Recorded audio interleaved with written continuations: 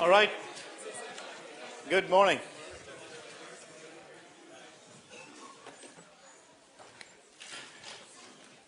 So today, we're going to talk about what is both a basic device in itself, the amplifier, and it also serves as a real key example of both nonlinear analysis and small signal analysis. So today, dependent sources and amplifiers.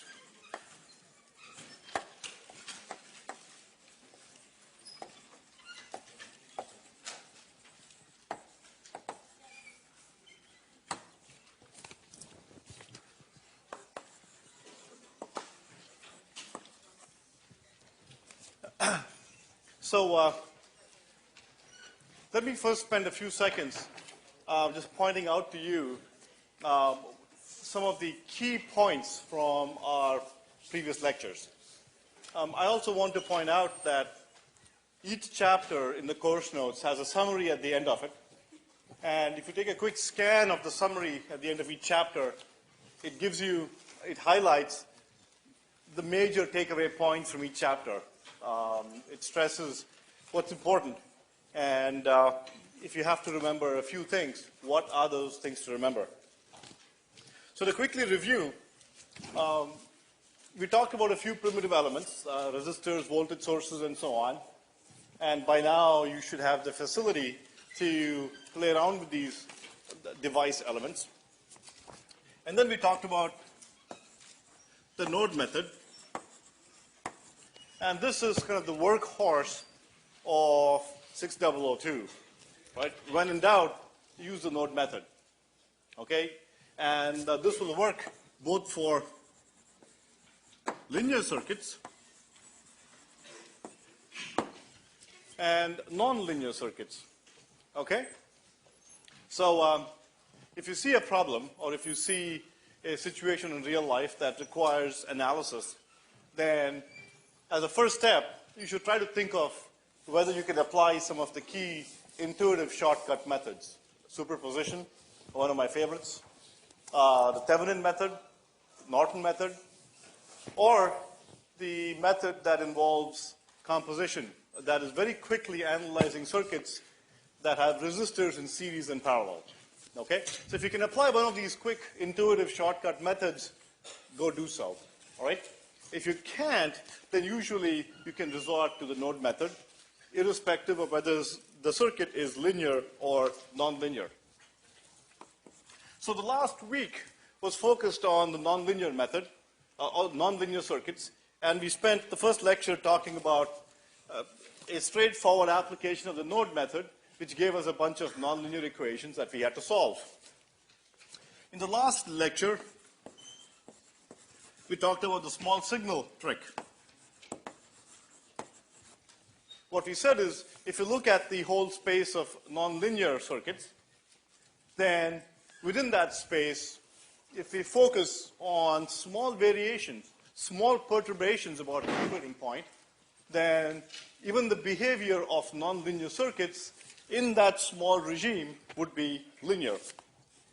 So small signal method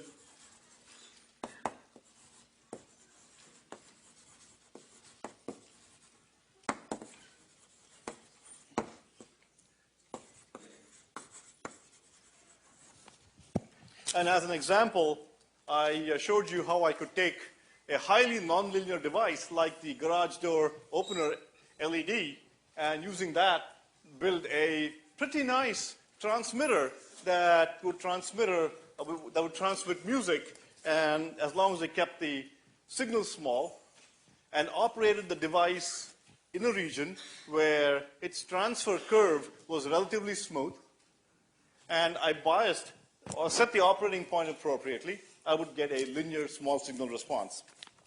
Okay. So today, we're going to do a couple things. We're going to look at dependent sources. And the reading for this is section 2.6 of your course notes. and the dependent source will be a new element in your tool chest. We will also do amplifiers. And amplifiers are in section 7.1 and section 7.2 of your course notes. So before I begin with dependent sources, I'm just a huge believer in motivating things with real-world examples. Okay? So let me start by motivating why we need an amplifier. Okay, why we need to do things like this. Why do we even bother? And spend a few minutes really getting you to appreciate that amplification is fundamental. Okay, it's as foundational to life as high-fat potato chips and stuff like that. So let's do some basic examples here. So first, let me talk about why do we need to amplify signals? Why amplify? Okay, why do we care about building an amplifier? So an amplifier, think of a little box, and I apply some sort of small input, and I get a larger output. In this example, this may be a voltage with a swing of 10 millivolts, and in this case, the output might be another voltage with a swing of, say, 100 millivolts. And commonly, the amplifier, in addition to an input and an output, input port and output port, may also contain a power port, okay? So that I can apply a power supply to the amplifier because commonly, as I amplify a signal, I'm looking for a power gain as well, an increase in the power provided by the output. So that's an abstract definition of a amplifier. And let's take a look at an example of why we may need this. So let's say I have a small, a useful signal, and let's say the signal has a 1 millivolt peak-to-peak, and I'm looking to transmit the signal over a wire to some other point. But let's say that in this environment, I get a bunch of noise that it's in a noisy environment, and in this environment, let's assume that some noise may get superimposed, and if I have a 1 millivolt signal and 10 millivolts of noise, then what I end up at the output is something that looks like this, and it's really hard to distinguish my 1 millivolt signal from that large amount of noise. On the other hand, if I did the following, if I took this signal and passed this signal to an amplifier, and I amplified the signal to be a much larger version of the same signal, let's say in this particular situation, 100 millivolt peak-to-peak signal. Okay, so I magnify the signal by a factor of 100. Okay, let's say it's a linear amplifier, and linearly amplify the signal to be 100 millivolts. Then in that case, if I added noise on top of this, it's going to be less discernible. The signal may look like this. Okay, my 10 millivolts noise would add on to it, but this is still pretty decent. I can still recognize the input. And so this is one application of amplification. If I need to send something from point A to point B in an analog, as an analog signal, then an amplified signal is less prone to noise attacks than a small signal. Not surprisingly, a large number of devices that are used in everyday life have amplifiers built into them. So, here's a little cell phone, and virtually every single cell phone contains an amplifier. So this is an all, by the way, this is an all-digital cell phone. Okay, it's a Kyocera, I forget the number now. It's completely digital. Okay, but although they say it's completely digital, it turns out that a significant fraction of the circuitry is analog. In particular, so digital is sort of a marketing term to say that it's something special about this. But remember, there's a bunch of analog stuff. So here's my little antenna from the cell phone. Okay, and typically the first thing that happens to a signal as it comes out of the antenna in your cell phone is, if you look at cell phone circuits or cell phone systems, will be something that looks like this. Okay, this, and may have a label LNA. Okay, someone want to take a guess at what LNA might stand for? What's that? Linear amplifier. That's pretty good. So that's LNA. But close enough. A is correct. It's amplifier. What does L and N stand for? Low noise. Okay? So this stands for low noise amplifier. So, I get a really rinky-dinky small signal here, and then the low noise amplifier amplifies the signal. And in real cell phones, and for that matter, in your 802.11b or 802.11a or 802.11g wireless cards, same thing, antenna, low noise amplifier, and then you may have a bunch of processing. Okay? And commonly you have a bunch of analog processing, and then you convert the analog to a digital signal. Okay, I recall last week I asked somebody in class here, how would we transmit this signal from point A to point B without being impacted way too much by noise? And he said, oh, go digital. Good point. Okay, so if I go digital, I can transmit the signal without noise being a real factor. But then the analog to digital converters need the signal strength to be a given value before it can chop it up into digital levels. Okay, so an amplifier is very fundamental. Okay, and so in this case, what may be a signal of a few tens of microvolts to be amplified to some large enough value that it can be further processed. So that's application of amplification in the analog domain. Let me talk about amplification in the digital domain. So that's in the analog domain. This amplification is in the domain where I have both analog and digital. Okay, and now let me talk about amplification in the digital domain. Okay? I'm going to argue that amplification is absolutely foundational to the digital domain. Okay, the digital abstraction would not occur if I did not have basic amplification. Okay, and in the next minute and 37 seconds, I will prove that to you. Okay?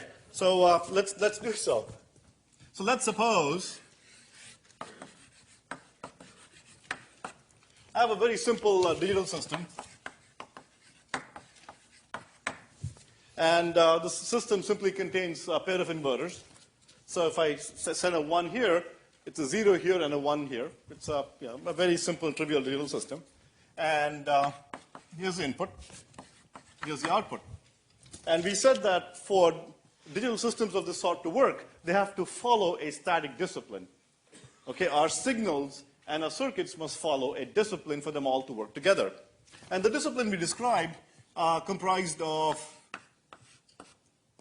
signals adhering to certain voltage thresholds, so that all the components in the system could agree on what comprised a 0 and what comprised a 1. Okay? So the way we did that was we said that we would have a threshold called VIH, V input high, another threshold called VIL, V input low. Okay, and we said that this circuit must recognize signals that are higher than VIH, 3 volts, for example, as a 1, and simultaneously, any signal that has a voltage level less than VIL, say 2 volts, should be recognized as a 0. Okay, that was the input constraint. On the output, it had a similar set of constraints where we had tougher constraints on devices where we said that the output had to satisfy a output low constraint, output high constraint. What this said is that for this circuit to be called a good digital circuit that satisfied the static discipline, signals that were 1s here should be recognized as such, and if I were producing a 1 as an output, then the signal level should be higher than VOH. Similarly, if the signals are 0, then it should be less than VOL. So as an example, this may be 2 volts, this may be 3 volts, and this may be 4, and this may be 1. Okay, so input, I should recognize 2s and 2 volts and less as a 0. But at the output, I have to produce a very, very low value, 1. So I have some noise margin. So as an example, so if I were to plot the input and output, so I get my VIL here and VIH here. This is time. This would comprise a valid digital signal, 0, 1, 0, 1, and so on. Okay? Now, I had a tougher set of constraints at the output. I would have VOL, VOH. So at the output, okay, I'm required to stretch the 1s and 0s to a more, to be closer to be further apart from each other so that I get some noise margin. And the corresponding signal for our little circuit there would look like so. Right? If this is a valid input, then this would be the corresponding valid output. Okay? Need I say more? Okay, you can see that intuitively, look, there's amplification happening here, and the reason is that VOL is chosen to be less than VIL, and VOH is higher than VIH, so therefore a signal has to be stretched. Signal has to be amplified. Okay? And what's the minimum amplification needed for the system to work? The minimum amplification is if I had a signal that looked like this. Okay, that barely skimmed the VIL, VIH level. Okay, so if signal were this high, peak to peak, VIH minus VIL, and what's the absolute minimum signal at the output? Would look something like this. Okay, barely skimming VOL and VOH. Okay, so the output, corresponding output level would be VOH minus VOL. Okay, so this is the absolute minimum amplification that my digital circuit has to provide. Okay, and notice VOH is larger than VIH. VOL is smaller than VIL. Therefore, this quantity needs to be greater than 1. Okay, so I've shown you both a simple graphical, intuitive explanation, and this is a slightly more formal proof that even the digital circuit really requires to have amplification built into it if it is to satisfy valid static disciplines. Yes?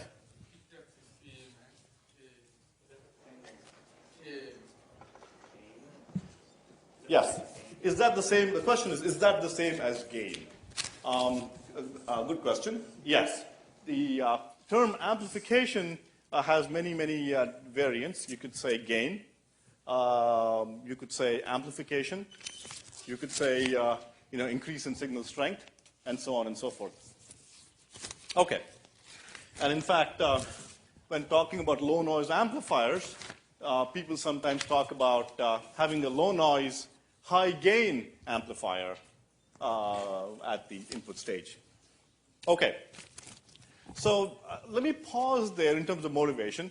So I believe I've motivated every which way. Pure analog, analog digital, and digital. Okay, so I've covered every single base here. And so we need amplification. Okay, so let's look at how to build a fundamental primitive device called the amplifier. Before we do that, however, let me take a quick detour.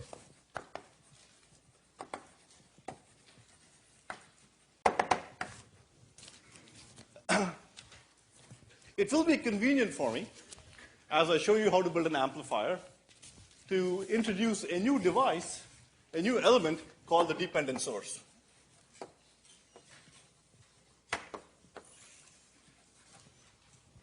Okay, let me introduce a new device for your arsenal of devices, along with resistors.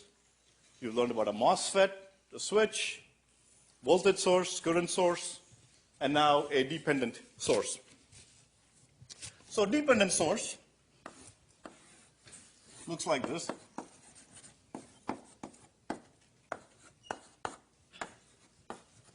Okay, has an output port and has a control port.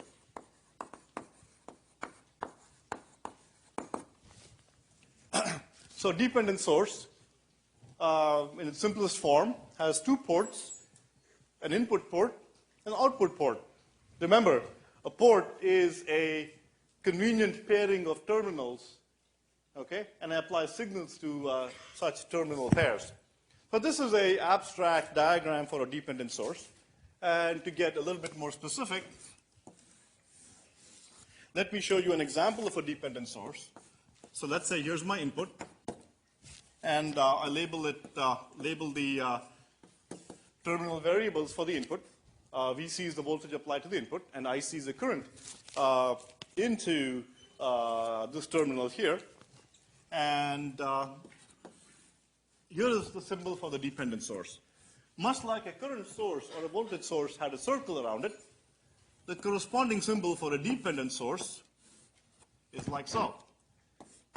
So this example, for instance, is a dependent current source.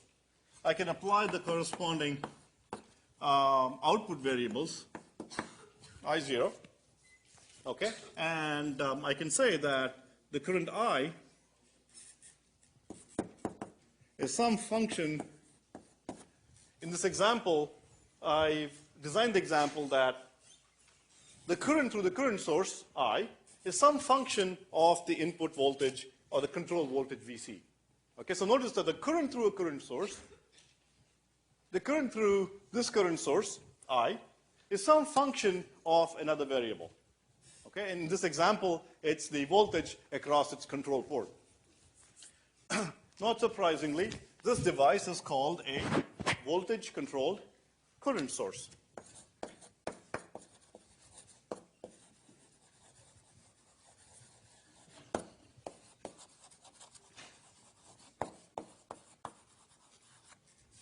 Or a VCCS.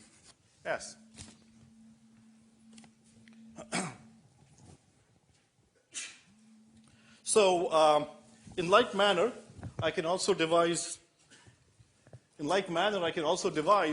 other forms of sources. So you can think of this as a device where a voltage controls an output current.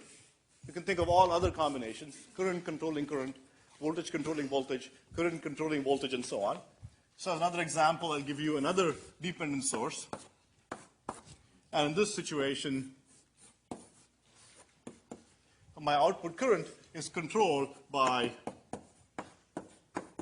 an input current, VC, IC rather, and I claim that I, for this one, is some function of a current IC. Okay, it's another dependent source where the output current through its output port is related to the current IC. And this is a current-controlled current source. Okay, it's a current-controlled current source. And if I had lots of time on my hands and I was looking to kill time, I'd sit around drawing for you other types of dependent sources. I would draw for you a current-controlled voltage source, and I could also draw for you a voltage-controlled voltage source. Okay, so that's an abstract diagram for such a source. And so let's do a few examples involving elements like this. To begin, just so you can build up your intuition, let me start by doing a simple, very simple circuit involving an independent current source.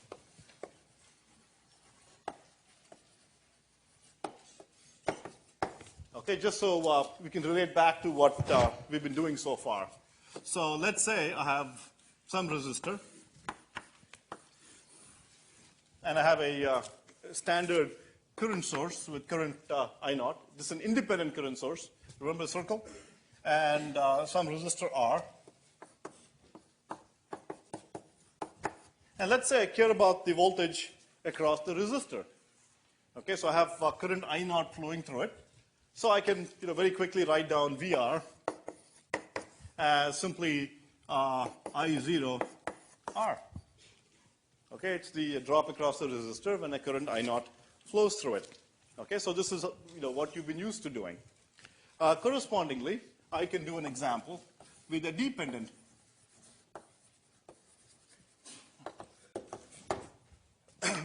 current source. And as an example, I'll use a voltage-controlled current source. Okay, voltage-controlled current source is a dependent current source whose output current depends on the input, on the voltage applied at the control port of the current source. So let me build a little circuit.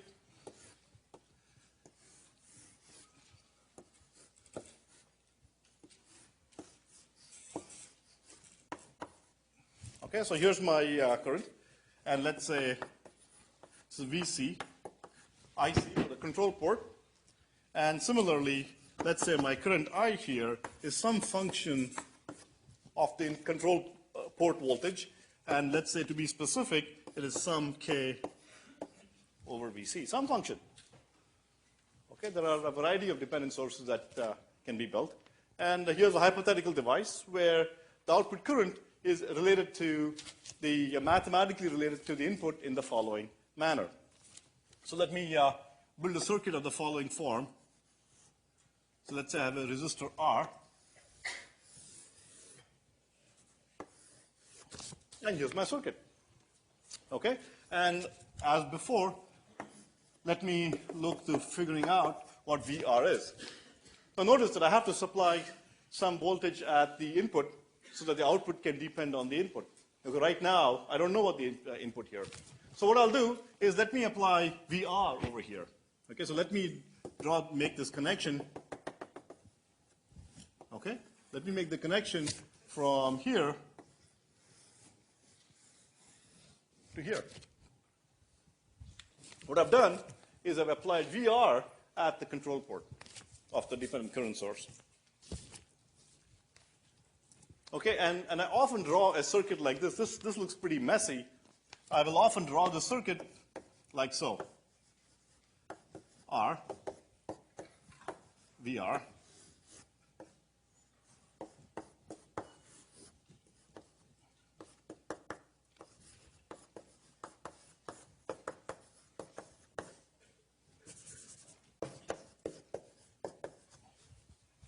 Okay, short form circuit drawing would look like this.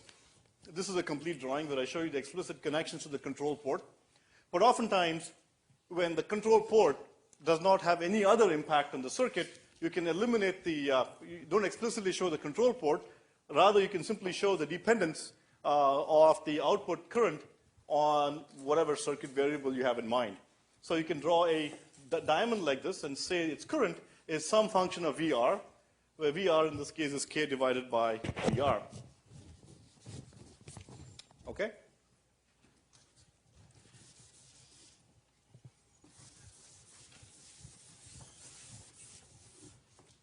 Okay, so let's go ahead and analyze this little circuit here and look at what this might give us. Our goal, as before, is to find out the value VR.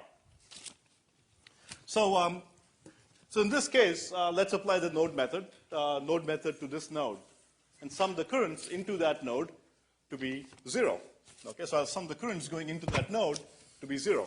The current going down is simply VR divided by R. Okay, and that is equal to the current that is going out of the node, and so that is equal to F of VR. And I know that F of VR is given by K divided by VR. Okay, it's a simple application of the node method.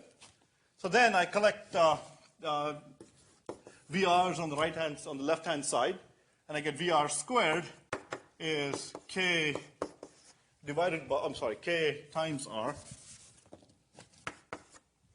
Okay, and VR is simply square root of K R.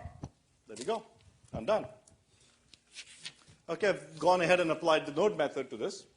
And when I have to figure out the current here, I simply reflect the fact that it depends on VR, like so, and I just go and solve the circuit. Remember, the workhorse of the circuit industry, the node method. When in doubt, apply it. Okay, it simply works. And notice this is a nonlinear circuit. Okay, the dependence is nonlinear, and I get the response like so. So, to plug in some numbers, supposing K was 10 to the minus 3 amperes per volt, and R was 1 kilo ohm, then I can plug the numbers in, and the kilo here cancels with the 10 minus 3, and I get VR equals 1 volt. Okay, this simply says if I build a circuit like this, then this voltage here will be 1 volt.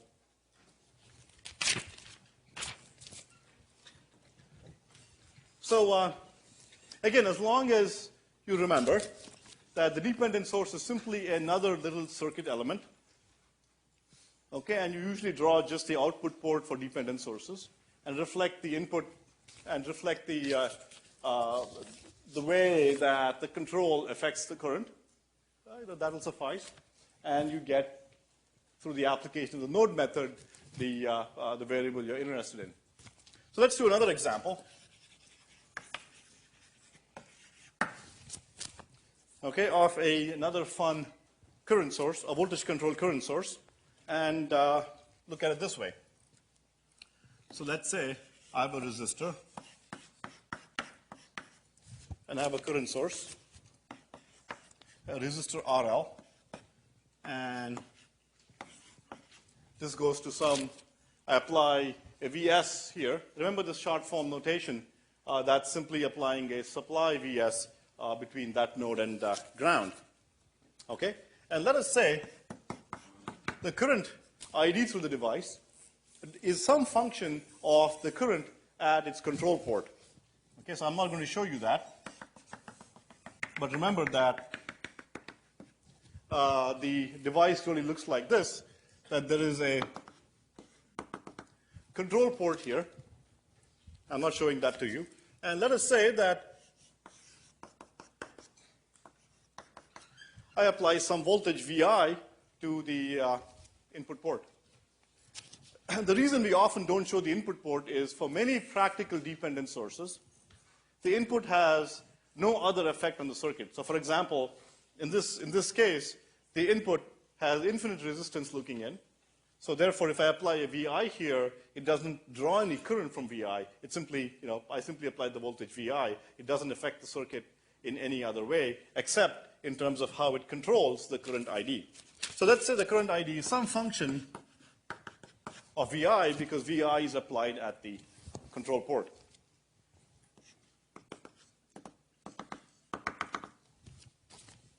Okay, and as I pointed out before, I oftentimes, just for clarity, just don't show this dependent source explicitly.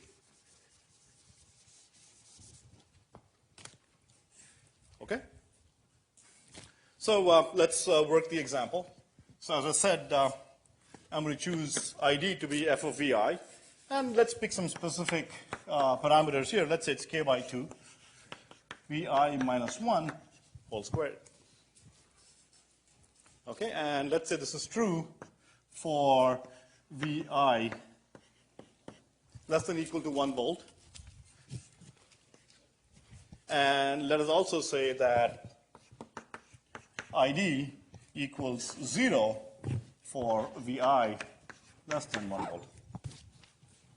Okay, but it's a dependent source, and it can have various forms of dependencies on the input. And I just picked an example of some hypothetical, or as yet hypothetical dependent source, the current through which is related to the input using a square law relation, Vi minus 1 whole squared, as long as Vi is greater than 1. And if Vi is less than 1, then the current is simply 0. It shuts off. Okay? So I can go ahead and apply. So let's say I want to find out V0 versus Vi. So I care about finding out V0, where V0 is the voltage of this node with respect to ground. Okay? So it's a slightly more complicated circuit than you saw up here, you saw up there. So let's go ahead and do this example. Start by applying the workhorse of the circuits business, the node method. And let's start with doing this for Vi. Let's first do it for Vi greater than 1. Notice the behavior of this is different for different ranges of Vi. So let's first do it for Vi greater than or equal to 1 and apply the node method. Node method says sum the currents going into this node, We know the voltage at this node, it's Vi. We know the voltage at this node, it's Vs. Okay, the only unknown is V0. And so let's go ahead and write the node equations for that node.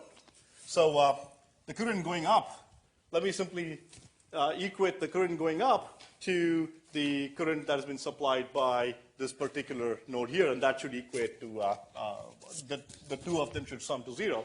The current going up plus the current coming down should sum to 0. So I get V0 minus Vs divided by R. That's the current going up. Plus the current going down must sum to 0. Plus ID must sum to 0. And ID is known to be K divided by 2 Vi minus 1 whole squared. That must equal 0. Straightforward application of the node method. Current going up plus the current going down at this node should equal 0 because the total current leaving the node must be 0. Okay? So I can go ahead and simplify this, multiply throughout by, I call this RL here. So multiply throughout by RL and move all of this to the other side. So I get Vs divided by RL, multiply throughout by RL. I get Vs on this side. I take this term to the other side. This becomes a minus. RL multiplies here, so I get K RL.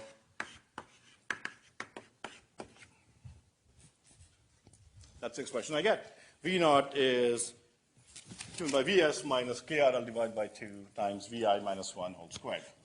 Let me put a box around this because I will be referring to this more times in 6002 for a variety of reasons than probably any other equation on Earth.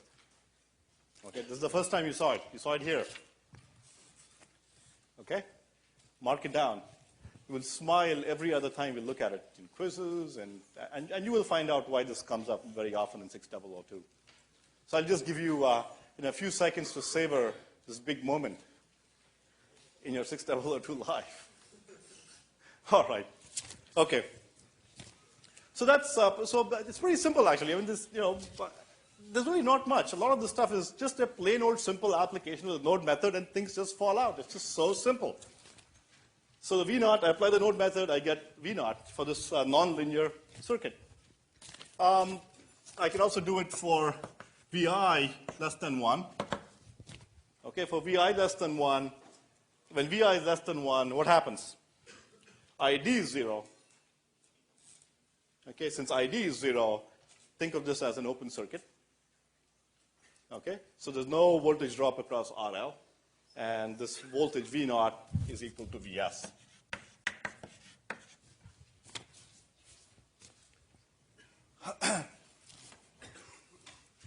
So I like to see things in pictures. I'm not an equations kind of person. I'm much more of a graphical person.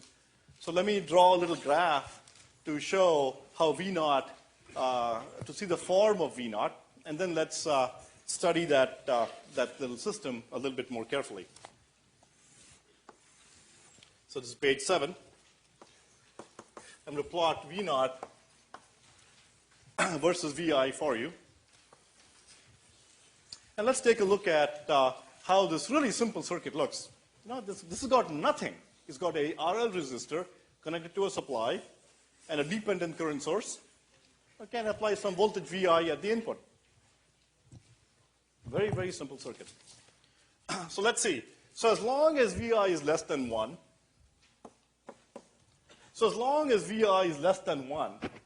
the output stays at Vs. Okay, that makes intuitive sense, right? As long as the current here is 0, this is like an open circuit here. If this is an open circuit, then effectively V0 is simply the voltage Vs. V0 simply appears here. Okay, if you want to grunge through KVL and KCL, go ahead. Vs minus RL times the current is V0, and the current is 0, so it's Vs. So this is simply Vs. When Vi goes above 1 volt, fun stuff begins to happen. Okay, when V0 goes above 1 volt, then this equation applies because Vi is greater than 1. This equation applies. And when Vi is a 1, 1 minus 1 is 0. This term cancels out, so this is Vs. Okay, phew. So I start off here. As Vi increases, what happens now? As Vi increases, this term here becomes increasingly negative, okay, and subtracting from Vs. Okay, so I get some behavior like this. V0 begins to drop. Okay, and it makes intuitive sense, right? As ID begins to increase, the voltage here will begin to drop because I'm drawing more and more current through RL. I'm dropping more and more across RL. So more and more drops across RL, so V0 begins to drop too. No big shakes here. So it looks something like this. I'll show you a little demo. But my claim is that you have just seen an amplifier. Whoa. You just saw an amplifier. So I snuck an amplifier by you. Okay? So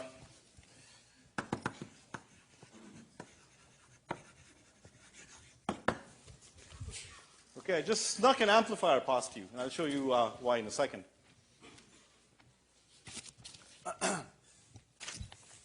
So let's take a look at this waveform here. Let's not worry about what happens way down here. We'll talk about that a little later. But look at this curve here. I claim there is amplification in the following sense. Focus on some change in the input voltage, delta Vi. Okay, and for that change in the input voltage, I get some change in the output voltage.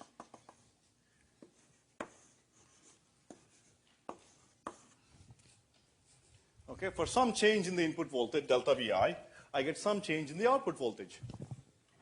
And guess what? In this, at least the way I have drawn it, delta V0 divided by delta Vi, if I can find regions of the curve where this is greater than 1, then I have amplification. Okay, so what's that saying? What that's saying is that if I apply some voltage here, okay, and I change that voltage by a small amount from, let's say, 2 volts to 2.1, okay, I'm going to find the output voltage. So let's say I go from 2 to 2.1 here. Okay, but abstractly out there, I might have an output that goes from 3 to, let's say, 2 volts perhaps. Okay, so for a 0.1 change here, I'm going to get a bigger drop here, say from 3 volts to 2 volts, giving me an amplification in this little circuit. Okay? So we'll see this again and again, and you'll really understand it. So I have a small change in the input, and I have a correspondingly larger change in the output. So I've shown you an amplifier. I haven't shown you a linear amplifier. Okay, there's an extra charge for that. Okay, that'll happen later. Okay, all I've shown you so far is an amplifier. And this happens to be a crummy amplifier. It's a non-linear amplifier because notice, this is not linear. I mean, it's a nice little curve. And so it's not linear. But, I promised you an amplifier and, I'm cheap and that's all you get for now. Okay, we'll see linear stuff later. But for now, I have a little amplifier. So let's do some real numbers and plot some numbers down and also look at a demo. So let's do an example. Let's say Vs is 10 volts. Let's say K is 2 milliamps per volt squared. And let's say RL is 5 kilo ohms. Okay? So let me substitute these values into that equation, and I get V0 is Vs is 10. So it's 10 minus KRL divided by 2. So K is 2 milliamps. 2 milliamps times 5 kilo ohms is 10. Divided by 2 gives me 5. And Vi minus 1 squared. That's what I have.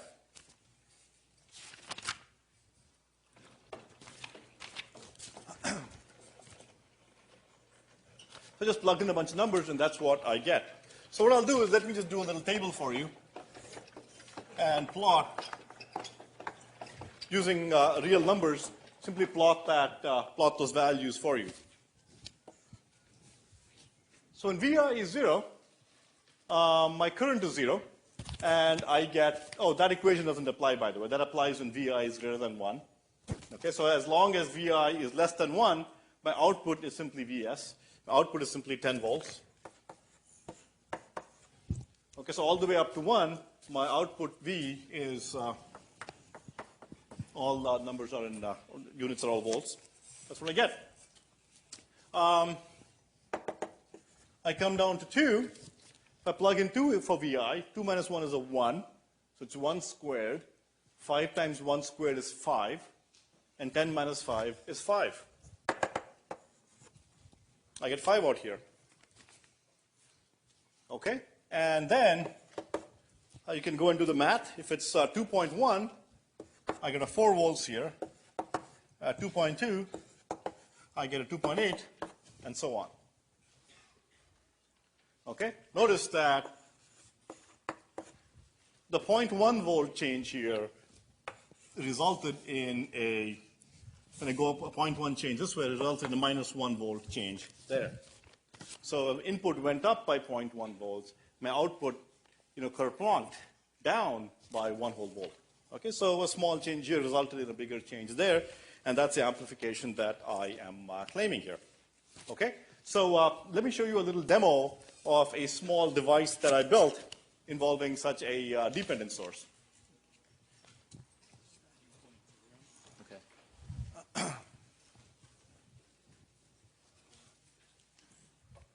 Let's do it here.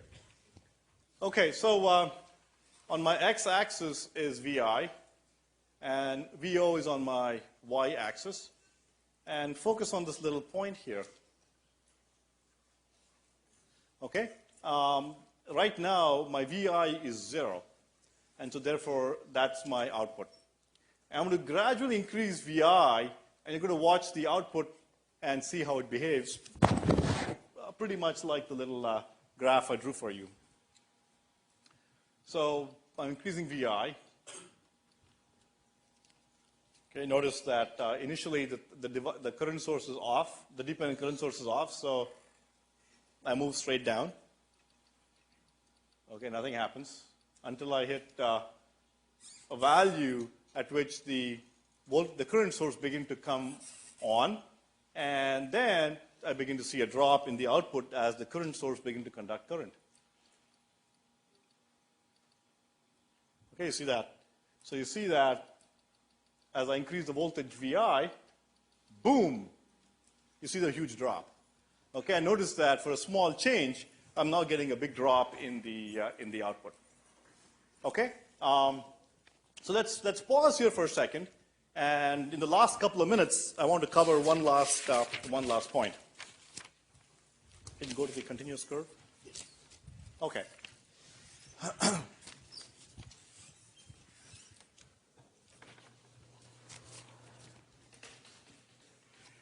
Want to go up a little bit? Okay.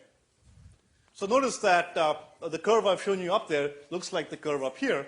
It goes and then kaboom, it kind of drops according to some kind of formulation that I've shown you here. Okay. In the last couple of minutes, let me discuss a small point. It's a practical issue. Okay? In the curve that I showed you, in the mathematics that I gave you, if we just go by the math, so what I'm going to show you now will distinguish a mathematician from an electrical engineer. Okay, a mathematician would have taken the curve and would have plotted it like this. This is 0.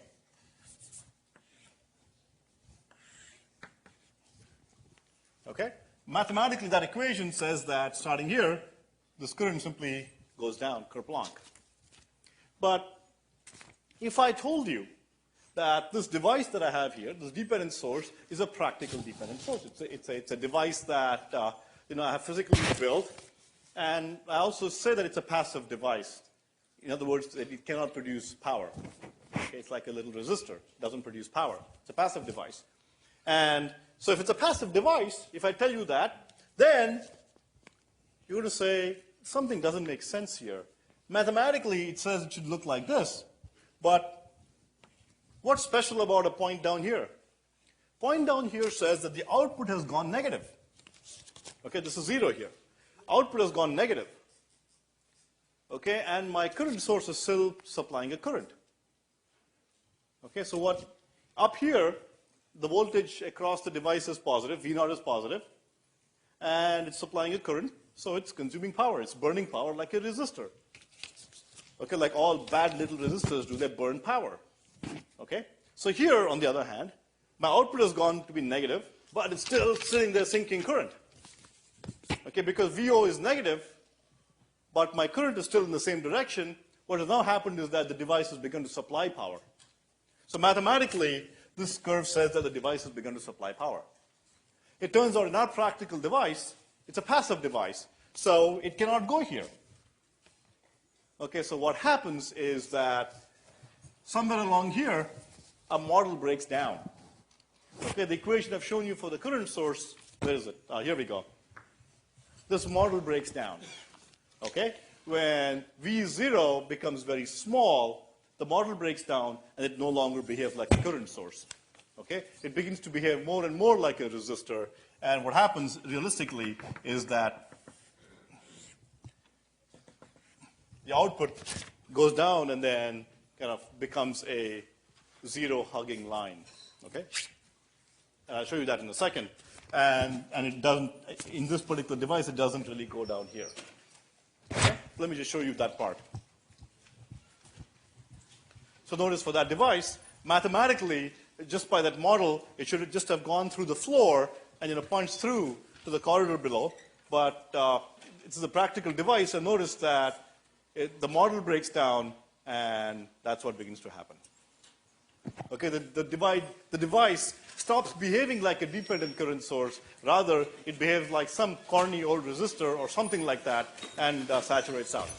Okay.